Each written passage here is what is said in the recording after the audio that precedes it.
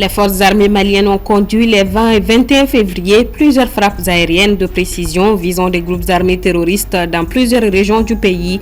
Ces opérations s'inscrivent dans la poursuite de l'offensive contre l'insécurité sur le territoire national. Dans une nouvelle impulsion en faveur de la relance économique et de la promotion du savoir-faire national, le gouvernement malien invite les départements ministériels à réserver une enveloppe de 100 millions de francs CFA à l'achat de biens et services locaux. La piste Macky Sall en question pour l'ONU, l'ancien président sénégalais est régulièrement cité comme potentiel candidat au poste de secrétaire général. Si aucune candidature officielle n'a encore été annoncée, l'ancien chef d'État bénéficierait des soutiens au sein de l'Union africaine et d'autres partenaires. Une nouvelle semaine s'ouvre donc. Ravi de vous retrouver. Mesdames et messieurs, bonsoir. Bienvenue sur TM1. Les forces armées maliennes ont mené le 20 et 21 février dernier plusieurs frappes aériennes de précision contre des groupes armés terroristes dans les régions de Ségou, Kidal et Mopti. Des opérations qui s'inscrivent dans la dynamique de lutte contre l'insécurité. Djeneba Samaki. Dans un contexte de lutte continue contre l'insécurité, les forces armées maliennes ont mené les 20 et 21 février 2026 une série d'opérations aériennes ciblées sur plusieurs points sensibles du territoire national. Ces actions s'inscrivent dans le cadre de la surveillance permanente et de la sécurisation du pays face à la persistance des groupes armés terroristes actifs dans le centre et le nord. Le vendredi 20 février, au sud de Sungamarka, dans la région de Ségou, une mission de reconnaissance aérienne a permis de repérer un groupe armé circulant en moto et dissimulé sous un couvert végétal. Les vecteurs aériens ont alors mené 2 frappes de précision successives. Selon l'état-major général des armées, ces frappes ont permis de neutraliser au moins une dizaine de combattants et de détruire leur logistique. Le lendemain, samedi 21 février, les opérations se sont poursuivies dans le nord du pays. Dans le secteur de région de Kidal, une cible terroriste localisée au nord-est de la ville a été traitée avec succès. Un véhicule pick-up a été détruit et ses occupants neutralisés. Une autre frappe, menée au sud d'Atara, a également visé un groupe armé d'au moins 5 individus. Dans la région de Mopti, au nord-est de Djafarabé, 2 frappes aériennes ont permis de neutraliser un groupe armé terroriste et de détruire son véhicule, portant le bilan provisoire à 8 combattants neutralisés. À travers ces opérations, l'état-major réaffirme la détermination des forces armées à maintenir la pression sur les groupes terroristes et à préserver l'intégrité du territoire national sans relâche. Un mot de justice. La Cour suprême a rejeté les recours introduits par 11 officiers des forces armées maliennes radiés pour complot contre la sûreté de l'État. La haute juridiction a confirmé la légalité des décrets présidentiels du 7 octobre 2025, estimant notamment que la procédure disciplinaire avait été conduite conformément aux règles en vigueur. Du côté de la défense, les avocats des officiers radiés dénoncent une violation des droits de la défense et évoquent des irrégularités dans la procédure, notamment l'accès limité au dossier et l'absence d'assistance effective à certains stades. Ils n'excluent pas de poursuivre les démarches judiciaires pour contester la décision. Je l'annonçais au sommaire, dans une nouvelle dynamique de relance économique et de valorisation du savoir-faire national, le gouvernement malien invite les départements ministériels à consacrer une enveloppe de 100 millions de francs CFA à l'achat de biens et services locaux. Une décision saluée par les artisans et acteurs de l'agroalimentaire qui y voient une opportunité historique malgré des défis liés à la production et à la transparence des marchés. Abdelaziz Aïdara. Dans le cadre de la promotion et de la consommation locale, le gouvernement malien franchit un nouveau cap. Dans une décision récente, le ministre de l'économie et des finances invite les départements ministériels à réserver une enveloppe de 100 millions de francs CFA pour l'équipement et l'achat de produits maliens. Cette mesure qui se veut à la fois économique, symbolique et stratégique dans un contexte de relance nationale et de valorisation du savoir-faire local. Meubles, textiles, objets artisanaux, restauration, équipements divers, l'État souhaite désormais montrer l'exemple en devenant lui-même un acteur majeur de la consommation locale. C'est une décision très salutaire parce que c'est une doléance de longue date. Donc, ils ont proposé une solution pragmatique qui peut nous aider à régler l'essentiel de nos problèmes. Très bonne opportunité pour les artisans qu'on cherchait depuis très longtemps. Donc, j'en appelle aux artisans de prendre cette affaire très au sérieux. En faisant quoi? En respectant nos engagements. Le respect des engagements consiste à quoi? Le respect des délais, le respect de la qualité et le respect des matières premières convenues. Du côté des artisans, cette mesure est perçue comme une opportunité majeure. Depuis plusieurs années, les acteurs du secteur artisanal plaident pour une meilleure intégration des produits locaux dans les marchés publics. Nafa bilibeleba mbala ne yɛrɛ ka yeta la an bɛ ka bɔ importation min na nin donna nata la an ka baarakɛlenw kɔsɔn an bɛ se ka kɛ exportateur ye jamana wɛrɛw bɛ se ka nege an ka kɛlenw nɔfɛ nin bɛna kɛ opportunité y'an bolo an k'o fana dusu don jamana wɛrɛw kɔnɔ u kana ka na an ka kɛlenw nɔfɛ ka t'u yɛrɛ fana ka jamana kɔnɔ i n'a fɔ an fana tun bɛ taa mɔgɔw ta ka na an fɛ yen don min.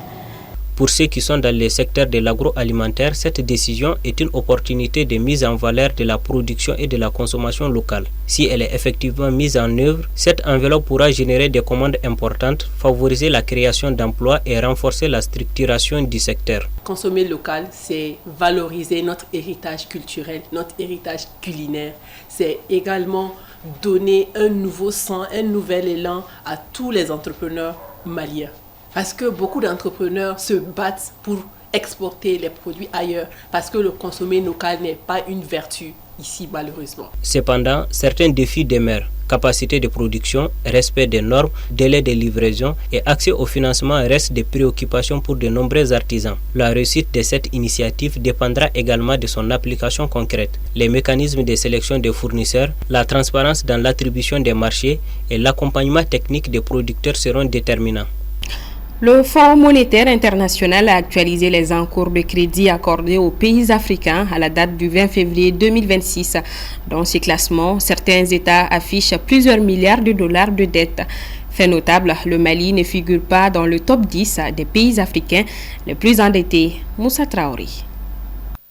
Le poids de la dette extérieure continue de peser sur plusieurs économies africaines. Selon les dernières données publiées par le Fonds monétaire international, les encours de crédit sont d'abord exprimés en droits de tirage spéciaux avant d'être convertis en dollars américains à titre indicatif. Au 20 février 2026, c'est l'Égypte qui arrive en tête du classement africain avec 5,89 milliards de dollars de prêts. Elle est suivie par la Côte d'Ivoire avec 3,63 milliards, puis le Kenya 2,94 milliards, le Ghana 2,84 milliards et l'Angola avec 2,50 milliards. La République démocratique du Congo affiche 2,22 milliards de dollars d'encours, suivi de l'Éthiopie avec 1,76 milliards. La Tanzanie, la Zambie et le Cameroun complètent ce top 10.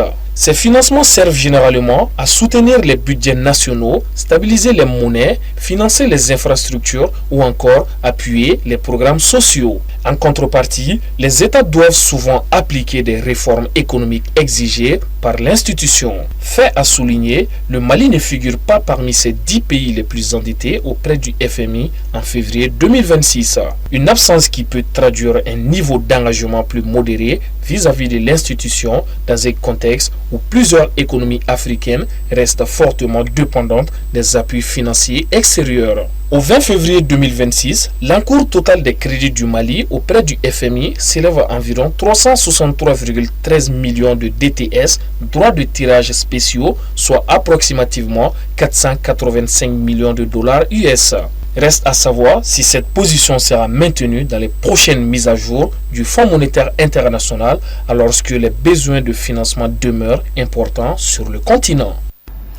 La compagnie aérienne nationale ivoirienne Air Côte d'Ivoire a été victime d'une cyberattaque le 8 février dernier. L'attaque a entraîné une extraction illégale des données depuis son système d'information.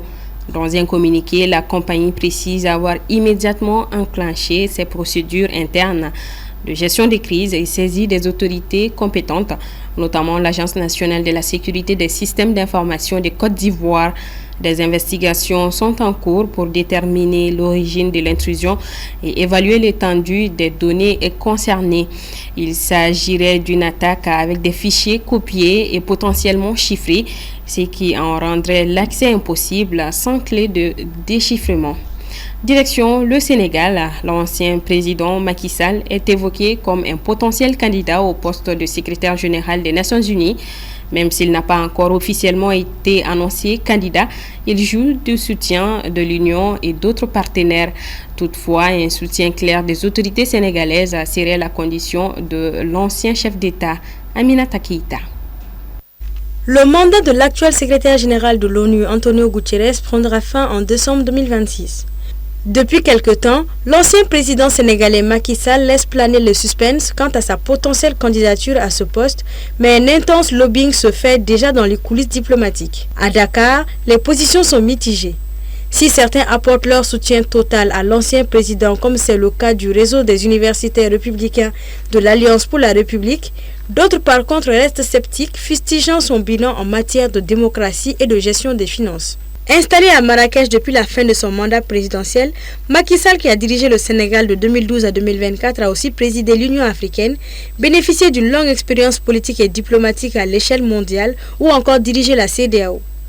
Il a été envoyé spécial du Pacte de Paris pour les peuples et la planète en 2023, co-dirigeant du think tank International Global Center on Adaptation depuis 2023 aux côtés de l'ancien chef de l'ONU, Ban Ki-moon. Ses apparitions lors d'événements internationaux et ses contacts avec des dirigeants influents ont également alimenté l'idée qu'il pourrait porter les aspirations africaines au cœur de la diplomatie mondiale. L'Union africaine et plusieurs pays occidentaux sont favorables à l'idée d'un candidat africain comme Macky Sall, avec des soutiens évoqués dans les coulisses diplomatiques. Sur la question, il avait déjà déclaré en 2025, je cite, « Je ne l'écarte pas si les gens estiment que je peux apporter modestement ma contribution pour redorer le blason de l'ONU. » Fin de citation. Cependant, l'ancien président aurait posé comme condition préalable un soutien clair de son pays, le Sénégal, refusant d'avancer sans accord explicite de Dakar, ce qui ralentit le processus. Macky Sall a été très présent sur l'international. C'est quelqu'un qui a posé des actes pour nos réformes des institutions financières internationales, l'allègement de la dette des pays vulnérables et aussi la question du financement adéquat de l'adaptation climatique pour les pays du Sud. Mais on ne peut pas dire que c'est quelqu'un qui a permis durant son magistère à la démocratie sénégalaise d'avancer, à la question des droits humains d'avancer, à la question de la gestion des finances politiques de connaître un développement soutenu. À un moment donné, il était même question d'un troisième mandat, mais vu la pression populaire, il a reculé. Donc tout cela entache quand même son CV. Et le fait aujourd'hui, depuis son départ, il n'a pas pu remettre les pieds dans son pays, n'augure pas peut-être de bonnes choses pour un soutien total et sans condition du Sénégal pour sa candidature. L'autre obstacle, c'est la rotation géographique dont l'institution a pour coutume de faire,